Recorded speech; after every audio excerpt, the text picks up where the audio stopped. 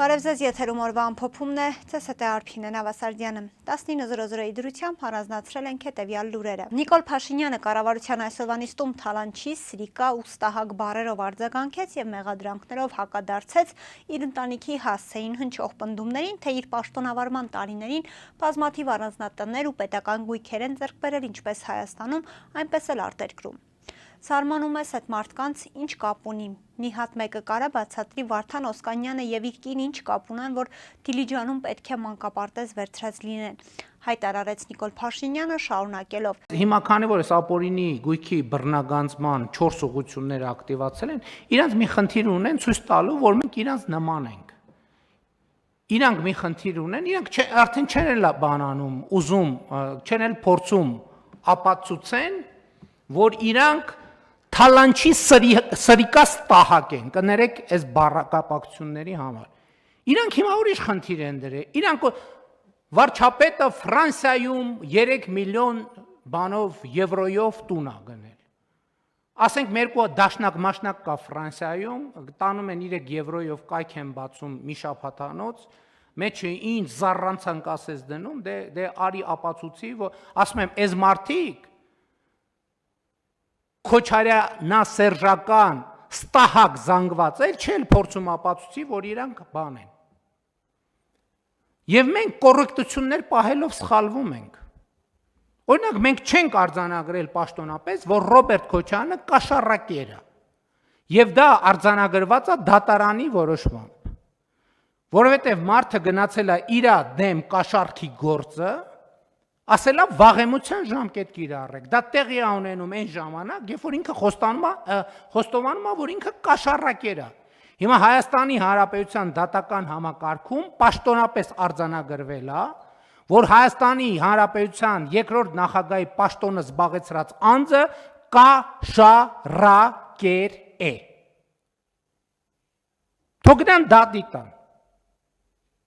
Հիմա սրանից հետո ես երբ ելույթ ունենամ Ռոբերտ Քոչարյան անունը հնչի, ասելու եմ կաշառակեր Ռոբերտ Քոչարյանը եւ այլն եւ այդպես շարունակ։ Լավ, ամեն ինչին չափ կա, սահման կա։ Ամեն ինչին չափ կա, սահման կա։ Վարչապետը վիլայ է առեբանում։ Իրանք էլ չեն ժխտում, որ բանում Հունաստանում բան կղզի ունեն։ Իրանք այլևս չեն կարող պաշտպանվեն, որ իրանք թալանչի կաշառակեր են։ Իրանք ուզում են ցույց տան, որ դե իրանք էլ են,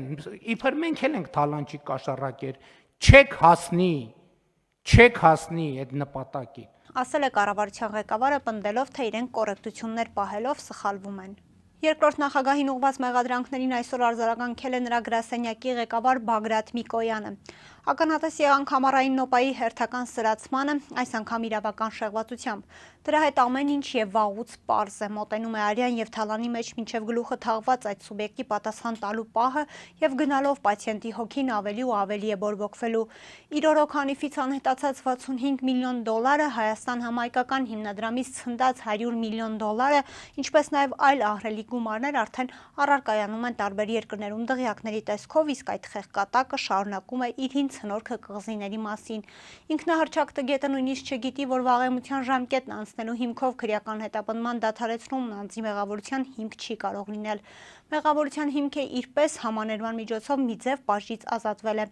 Նյուզայմին ասել է նա, Միկոյանը հավելել նաև, որ Սիլվայի գործով վաղեմության ժամկետի կիրառման հանգամանքների մասին Ռոբերտ Քոչարյանը մոտակա ասուլիսներից մեկում մանրամասն կխոսի։ Գերիների եւ ապօրինի պահվող անձանց հարցը եւ ընդհանրապես հումանիտար հարցերը մեծ օրակարգի կարևոր ու ցավոտ մասն է եւ դա երևի այն եզակի հարցերից է, որ ընդհանրապես խոսակցություն չի ստացվում ունենալ։ Այս մասին ազգային ժողովում իր ճեպազորիցում ասել է Արարատ Միրզոյանը, պատասխանելով լրագրողի այն հարցին, թե ԱԳՆ-ն ինչ աշխատանքներ է տանում Բաքվում պահվող հայ ռազմագերիների հետ կապված։ Ապօրինի պահվող անձանց հարցը ընդհանրապես հումանիտար հարցերը այս մեծ օրակարգի կարևոր մաս են, ցավոտ մաս են, երևի են եզակի հարցերից է, որտեղ ընդհանրապես կառուցողական խոսակցություն չի ստացվում ունենալ, վերջին բանը, որ եղել է շոշափելի, դրանից հետո խոսակցություն անշուշտ եղել է եւ այսօր էլ կա, բայց չի հաջողվել, չեմ պսակվել հաջողությամբ, վերջին բանը, եթե ես չեմ սխալվում, կոպի շրջանակներում ուրեմն մեծ փոխանակություններ, դրանից հետո չի ստացվում եւ Այստեղ երևի ոչ մեկս էլ մեծ ուրեմն ուրախ լուրեր հայտնելու ուրեմն տեղ չունենք եւ դա ակնհայտ է։ Մենք կարծում ենք, որ եթե մեզ հաջողվի ունենալ վերջնական, իսկական, ստորագրված խաղաղություն, կգնանք առաջ օրինակ դելիմիտացիայի գործընթացով, մի հայտարարի կգանք ենթակառուցվածքների ապաշրջափակման ուրեմն գործընթացով եւ ընդհանրապես կլինի այդ իրական կարգավորում, առաջ կգնան մեր հարաբերությունները, մենք վստահ ենք, որ գոնե, եթե մինչև այդ էլ հարցերը հումանիտար հարցերը չստացվի լուծել, գոնե այդ պահին ավելի բարենպաստ միջավայր այդ հարցեր լուծման համար։ Զոյանը նախքան սա պատգամավորներին հայտնել էր, որ պատրաստ են րոպե առաջ Բաքվի հետ երկխոսել խաղաղության պայմանագրի ստորագրման տեղի ու ժամի շուրջ։ Ալեն Սիմոնյանը խոստանում է, որ շուտով շատ հետաքրքիր նորություններ կլինեն։ Հիմա հարցանը սա է բանանում, պետությունը նորմալ վիճակում է, անվտանգային հարցերը նորմալ վիճակում են, աշխատվում է դրանց շուրջ, շուտով նորություններ կլինեն, շուտով, բաչև, այմա ասեցի, շուտով նորություն կլինի շատ հետաքրքիր, որը որ շուտով նորություն կլինի շատ հետաքրքիր, չասեցի լավ, ասում շուտով կլինի նորություն հետաքրքիր, տեղեկություն կլինի, կարծում եմ որոշ ժամանակ անց ենթադրում եմ, որ մյուս ամիս վարչապետը նաև ասուլիսով հանդես կգա, դուք հնարավորություն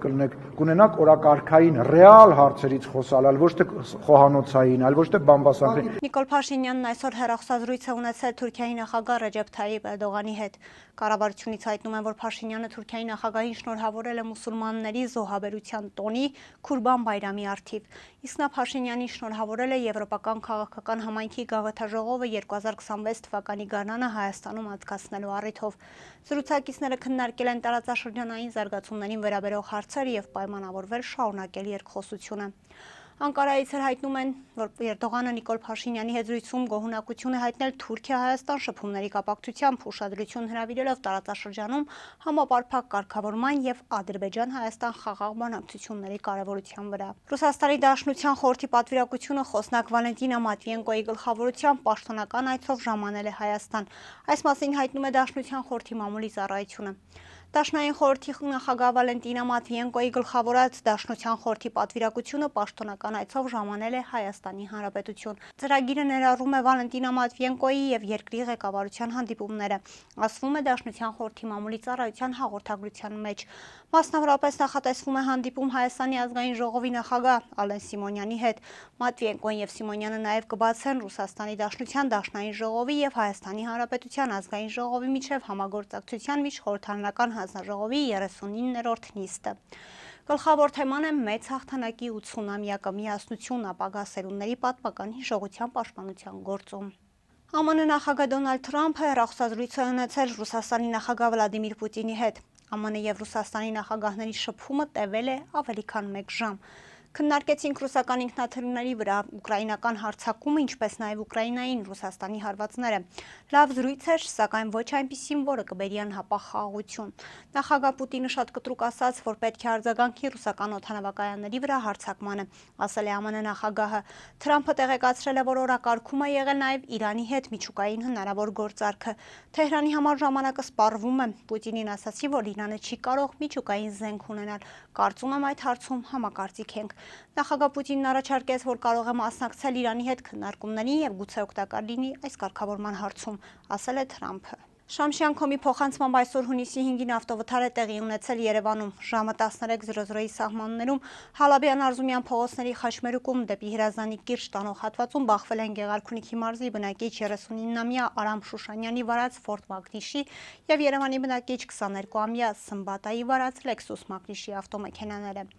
Ըստ նախնական տեղեկությունների վթարի հետևանքով բարեբախտաբար տուժածներ չկան, իսկ բախման հետևանքով Lexus-ը դուրս է եկել երթևեկելի գոտուց, կոտրել Երևանի քաղաքապետարանի կողմից տեղադրված անվանական փողոցները եւ ազդարարող ցուցանակն ու հայտնվել հետիոտնի համար նախատեսված մայթին։ Վարորդները ենթարկվել են սթափության փորձաքննության, եղել են սթափ։ Այսօր խոշոր ավտովթար հրդեհ է տեղի ունեցել Արագածոտնի մարզում ժամը 09:30-ի սահմաններում Արագածոտնի մարզի բնակիչ 37-ամյա Կարեն Խնիր վարած Ford Transit մագնիշի ավտոմեքենայով Երևան-Գյումրի ավտոճանապարհի 28-րդ կիլոմետրի հատվածում դեռևս անհայտ հանգամանքներում բախվել է հյուսիս-հարավ նոր կառուցվող ճանապարհին տեղադրված երկաթե արգելապատնեշներին, ապա բետոնե պաշտպանիչ քարերին եւ բռնկվել։ Ինչպես դեպքի վայրից հայտնում է ֆոտոլրագրող Գագիկ Շամշյանը, վթարի հետևանքով բարեբախտաբար տուժածներ չկան։ Վարորդը կարողացել է ժամանակին դուրս գալ ավտոմեքենայից, որում առաջացած կրակն ու ծուխը տեսանելի են մի քանի 100 մետրից։ Հրշեջ փրկարարները մարել են կրակը, սակայն ավտոմեքենան ամբողջությամբ վերածվել է մոխրակույտի։ Դեպքի փաստով ոստիկանության աշտարակի բաժնում փաստաթղթեր են ձևակերպվում։ Ֆոտոլրագրողի տեղեկություններով ավտոմեքենան շահագործվում էր ծաղիկներ տեղափոխելու համար։ Այսօրվա համար նախապատրաստել էինք այսքանը, կհանդիպենք։